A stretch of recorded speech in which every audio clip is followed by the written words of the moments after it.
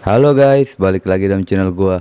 Guys, untuk video gua kali ini, gua ingin menceritakan tentang kasus pembantaian seluruh penumpang bis, di mana pelaku pembantaian tersebut merupakan anggota kepolisian. Kejadian ini sangat dramatis hingga akhirnya pelaku pun memutuskan untuk membunuh seluruh penumpang bis tersebut. Permasalahan apa sih yang sedang dialami oleh anggota kepolisian tersebut hingga dia memutuskan untuk membunuh seluruh penumpang? Yuk, mari kita simak videonya.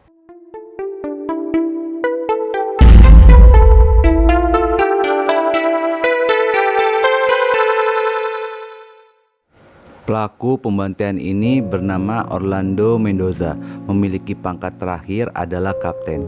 Dia masuk kepolisian pada tahun 1981 dan dia pun berhasil mendapatkan gelar sarjananya di bidang kriminologi di Universitas Philippine College of Criminology. Selama dia bertugas di kepolisian, Mendoza dikenal sebagai polisi yang baik, tidak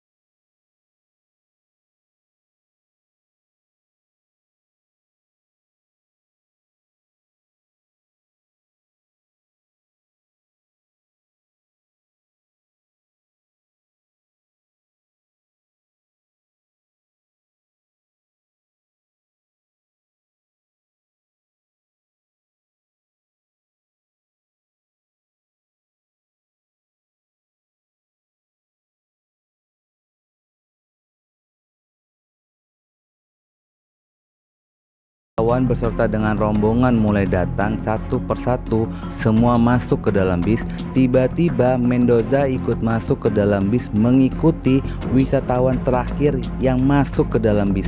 Dan saat di dalam bis itu, Mendoza sudah berpakaian lengkap dengan senjata laras panjang di tangannya. Mendoza meminta ke supir bis yang bernama Alberto Lubang agar supir tersebut mengikuti segala perintahnya. Lalu Mendoza pun memborgol tangan supir yang dikaitkan kepada setir bis, dan Mendoza pun meminta agar para wisatawan untuk tenang. Saat di dalam bis itu, wisatawan kebanyakan berasal dari Hong Kong dan Cina. Mendoza meminta supir bis untuk membawa bis ke kawasan Rizal Park, lalu meminta supir untuk menghentikan bisnya dengan posisi melintang di jalan raya, sehingga menghalangi laju kendaraan lainnya.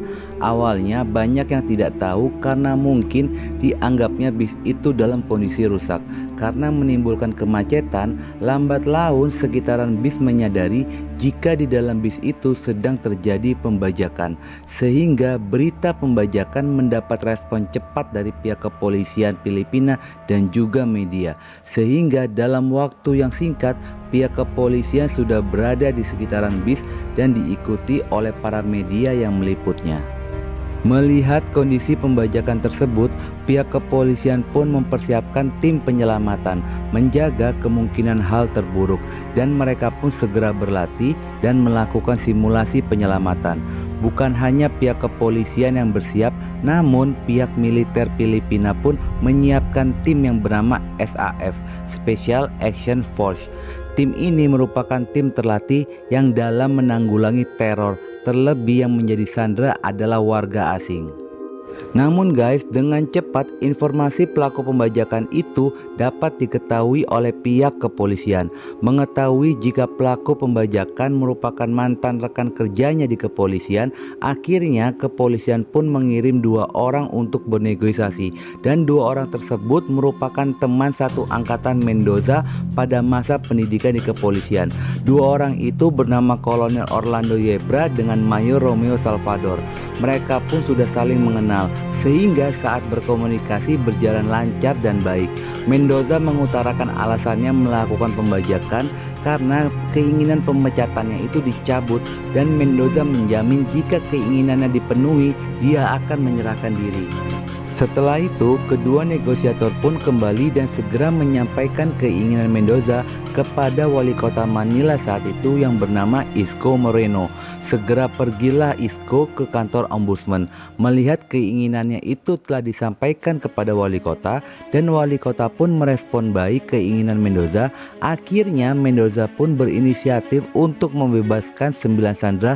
Sebagai wujud, Mendoza pun menepati janjinya jika keinginannya dipenuhi. Melihat reaksi yang dicerminkan oleh Mendoza yang pada awalnya situasi memanas, seketika itu pun tensi menjadi menurun dan mendingin. Banyak yang menduga-duga jika pembajakan akan segera berakhir.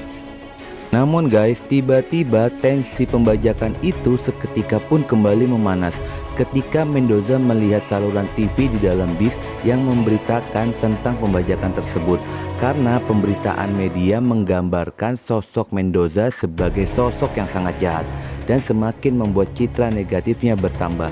Mungkin pihak media pun tidak mengetahui jika di dalam bis itu ada TV, sehingga pihak media pun berlomba-lomba untuk membesarkan berita untuk menarik penonton. Akibat pemberitaan itu membuat tensi pembajakan kembali memanas. Lalu Mendoza pun menghubungi pihak kepolisian minta dibawakan wartawan agar Mendoza bisa menjelaskan detail alasannya mengapa melakukan pembajakan itu, sehingga media tidak memberitakan hal-hal buruk tentangnya. Namun pada saat itu pihak berwenang tidak bisa mengabulkan keinginan Mendoza dengan alasan tidak bisa menjamin keselamatan para wartawan tersebut dan khawatir para wartawan itu akan dijadikan sandera oleh Mendoza. Pada saat Mendoza terus menunggu kedatangan para wartawan, hingga Mendoza memberikan ultimatum dengan menuliskan surat yang meminta wartawan untuk segera datang paling lambat jam 3 sore, dan dia pun mengancam akan menembak sandera yang dia tunjukkan di pintu bis. Saat posisi genting itulah dari kejauhan ada seorang pria mendekati bis tersebut yang seharusnya merupakan wilayah steril. Melihat hal tersebut, Mayor Romeo Salvador pun segera menghadangnya, dan diketahui jika pria itu adalah saudara Mendoza yang bernama Gregorio. Dia beralasan akan membantu negosiasi dengan Mendoza. Namun yang mencurigakan, Gregorio mendekati bis itu dengan membawa pistol, sehingga Mayor Romeo Salvador pun segera mengambil pistol itu dan mengamankan Gregorio, menduga jika Gregorio akan membantu Mendoza dalam melakukan aksinya. Namun Gregorio sempat menelpon Mendoza untuk mengulur waktu dari jam 3 sore yang ditentukan, serta melarang Mendoza agar tidak melakukan penembakan kepada Sandra, dan permintaannya sedang diproses oleh Ombudsman. Muna ituloy yung 3 PM deadlock. Extension tayo. Hindi, wag muna, tol. Ipapaliwanag ko muna sa kanila yung sama ng loob natin pareho. Tapi guys, lagi-lagi pihak media ikut campur dalam proses negosiasi. Tiba-tiba pihak media berhasil berbicara dengan Mendoza di dalam bis pada pukul jam 3 sore. Captain Rolando Mendoza, magandang gabi ako sa inyo. Magandang gabi po. Si Michael Rocas po ito ng RMN. Ano po ang plano ninyo? Kung pabor o hindi sa inyo, yung pong desisyon o yung demand ninyo, ano pong gagawin ninyo? Anong plano ninyo? Imposible hindi maging pabor sa akin ang desisyon kasi sa lahat ng papel ay sinasabi na maling-mali ang pangyayari na nangyari sa akin. Namun guys, nggak selang lama dari situ, ternyata Ombudsman telah mengeluarkan hasil dari apa yang diminta oleh Mendoza, dan surat itu diantar oleh Gregorio. Namun pada saat Mendoza membuka dan membaca surat tersebut, dan langsung membuat Mendoza sangat marah karena ternyata tidak ada keputusan apapun di sana. Kapitan, pwede po ba nating basahin sa ere yung pong nilalaman nung pong sulat sa inyo ng Ombudsman? Yes sir, Captain Mendoza. As per our conversation this afternoon, I hereby confirm that I shall personally review your case. I hope that you will take my word. For that, I thank you for understanding my position. Masura, itong sulat na to. Hindi ito ang kailangan ko. Walang kwenta yung sulat na yan. Yung binasa ko yan, walang kwenta yan para sa akin. Ang mas gusto ko ba dyan, sinabi niya, dismiss ka talaga. Mas maganda pa. Malamang may mangyayari masama dito sa loob ng bus. Hampir saja Mendoza menembak seluruh penumpang, namun berhasil ditenangkan oleh Kolonel Yebra. Dia mengatakan akan mendesak pimpinannya di kepolisian agar mengeluarkan surat yang bisa membatalkan pemecatan Mendoza. Akhirnya Kolonel Yebra, Mayor Lim, dan Jenderal Maktibay mereka melakukan meeting bersama di sebuah restoran Emerald Garden yang tidak jauh dari lokasi pembajakan. Di sisi lainnya, setelah Gregorio mengantarkan surat dari Ombudsman, dia langsung ditangkap oleh pihak kepolisian, dan polisi memberikan alasan kenapa kembali menangkap Gregorio, karena pada saat pistol yang dibawa oleh Gregorio diamankan oleh Mayor Romeo Salvador, Mendoza sempat menanyakan apakah pistol itu sudah dikembalikan. Namun ketika dikonfirmasi ke Gregorio, dia malah mengatakan pistol itu belum dikembalikan, sehingga Gregorio dianggap telah membuat panas hati Mendoza. Situasi yang dialami oleh Mendoza di dalam bis sudah sangat genting karena Mendoza terus memantau informasi melalui TV yang ada di dalam bis, termasuk pada saat pihak media pun memberitahu posisi sniper yang terus mengintai posisi Mendoza di dalam bis.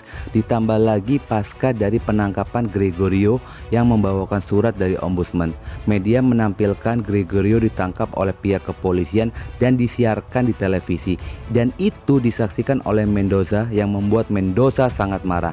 Akhirnya terdengarlah rentetan suara tembakan dari dalam bis. Mendoza menembak seluruh penumpang bis.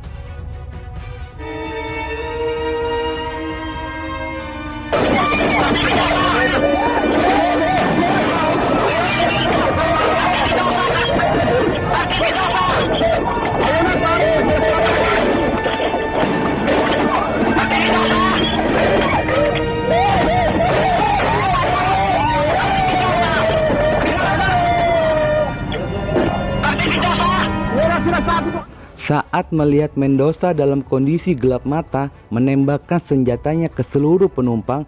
Saat kondisi itulah tengah sibuk menembakkan senjatanya, supir bis yang dalam kondisi ketakutan berusaha melepaskan diri dari borgol yang mengikat tangannya. Dan akhirnya dia pun berhasil lolos dan keluar dari jendela bis dengan kondisi panik. Dia mengatakan jika semua penumpang yang berada di dalam bis telah tewas. Patay na lahat ng tao. Patay na lahat ng tao. Jenderal Maktibai segera memerintahkan tim penyelamat dari pihak kepolisian untuk bergerak dan menerobos masuk. Namun saat petugas kepolisian itu bergerak, Mendoza dapat melihat pergerakan tim tersebut dari kamera CCTV yang ada di sekeliling bis. Dan saat tim tersebut mendekat, Mendoza pun langsung menembakkan rentetan senjata yang membuat tim kepolisian ciut nyalinya, sehingga operasi tersebut pun gagal.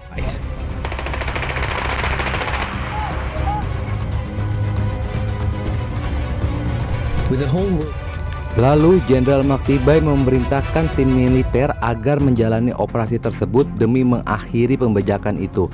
Tim militer pun sudah dapat menganalisa bagaimana mereka akan melakukan aksinya. Tim militer tersebut memulai aksinya dari belakang bis dengan melemparkan gas air mata ke dalam bis, sehingga mau nggak mau posisi Mendoza pun akhirnya mundur ke arah depan bis.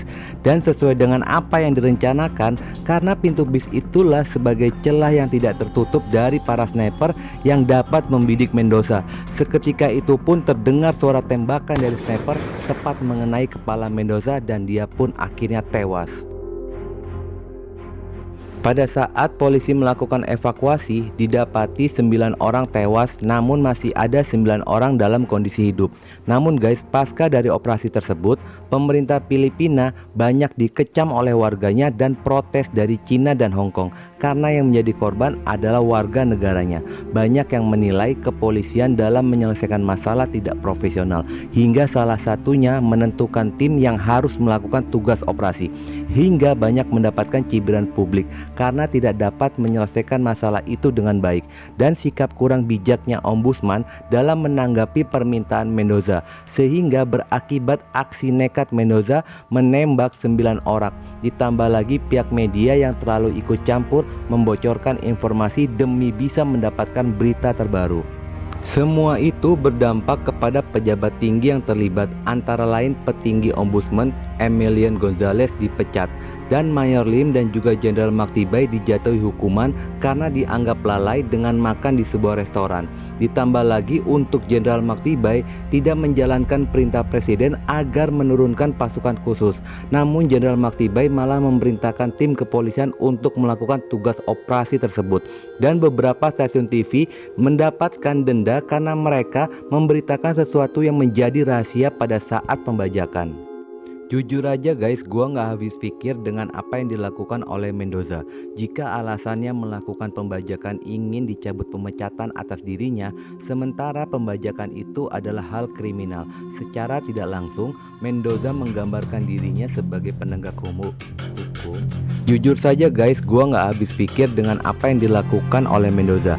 Jika alasannya melakukan pembajakan ingin dicabut pemecatan atas dirinya, sementara pembajakan itu adalah hal kriminal. Secara tidak langsung, Mendoza menggambarkan dirinya sebagai penegak hukum, namun terbiasa melakukan pelanggaran hukum. Itulah guys video gua kali ini. Semoga kalian bisa mengambil pelajaran dari kisah ini dan tetap jaga diri kalian, selalu waspada dan berhati-hati. Libatkan Tuhan dalam setiap aktivitas kalian. Oke guys, dan jangan lupa ikuti terus video gua. Oke?